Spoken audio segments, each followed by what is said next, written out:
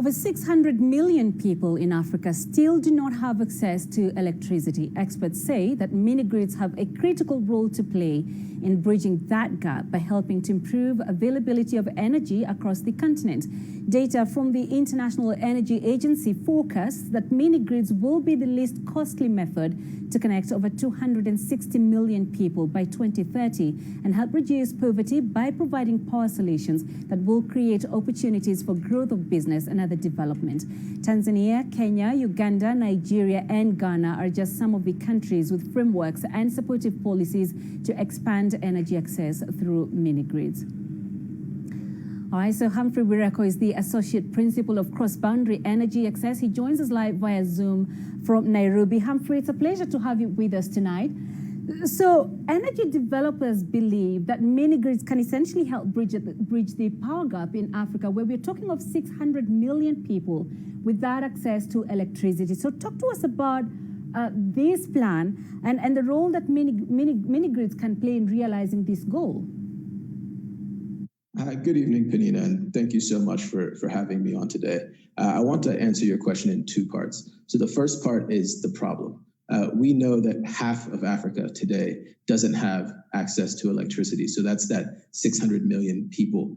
And that figure is expected to essentially stay the same from now till 2030 at current electrification rates and population growth rates. The solution here is mini-grids. And so solar mini-grids are a way of providing power to communities that aren't connected to the main grid.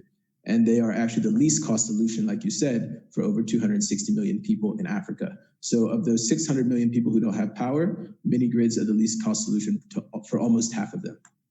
Right. And so, you know, when investors talk about investing in mini-grids, for instance, they'll often give reasons such as maybe the political environment, and other regulatory hurdles that hinder them from putting their investments, for instance, in mini-grids. So talk to us about how they can maneuver through this and also how this has impacted in the expansion of people getting electricity in the continent.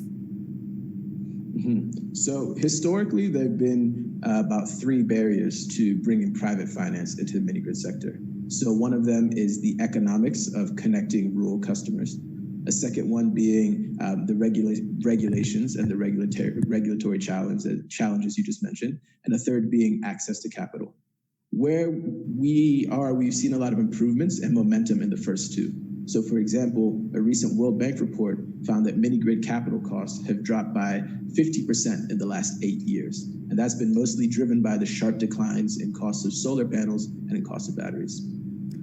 We've also seen a lot of supportive regulations recently, especially in countries like Nigeria, Sierra Leone, Zambia, and Benin. A great example of some of these regulations that are great for mini-grids and mini-grid developers and mini-grid finance is reducing the time that it takes for mini-grids to get a license.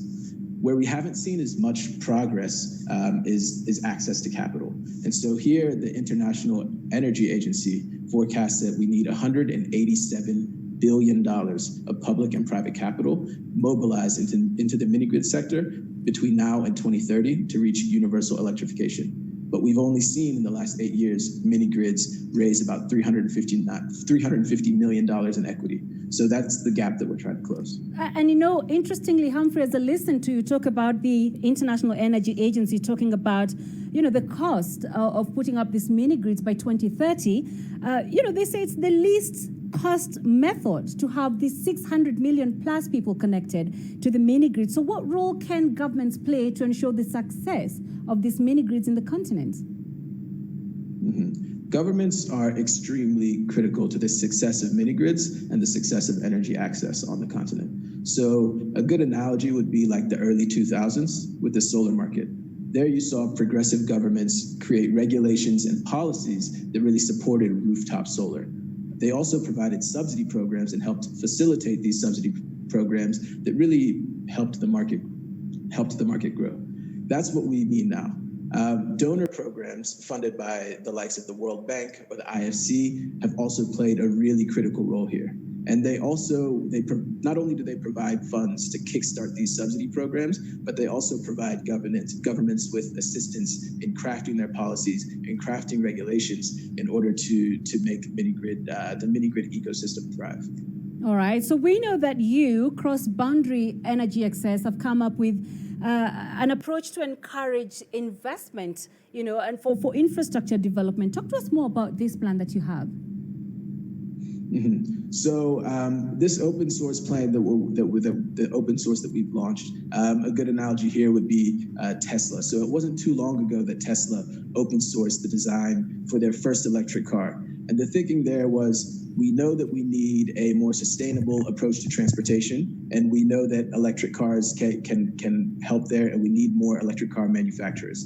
Very similarly here, when we look at mini-grids, we know that we need more finance for mini-grids. We, along with our partners, have developed a way to project finance mini-grids, and we are open sourcing that and sharing that knowledge so that others can use it as needed and improve upon it. So specifically what we're open sourcing, I think typically when people think about open source, they think of the software industry and they think about publishing software. But in a more general way, open source is really about knowledge sharing and about collaboration. So in our industry, that knowledge share means that we're publishing contracts, we're publishing financial models as well. All right, Humphrey, we appreciate your time tonight. Thank you very much for joining us.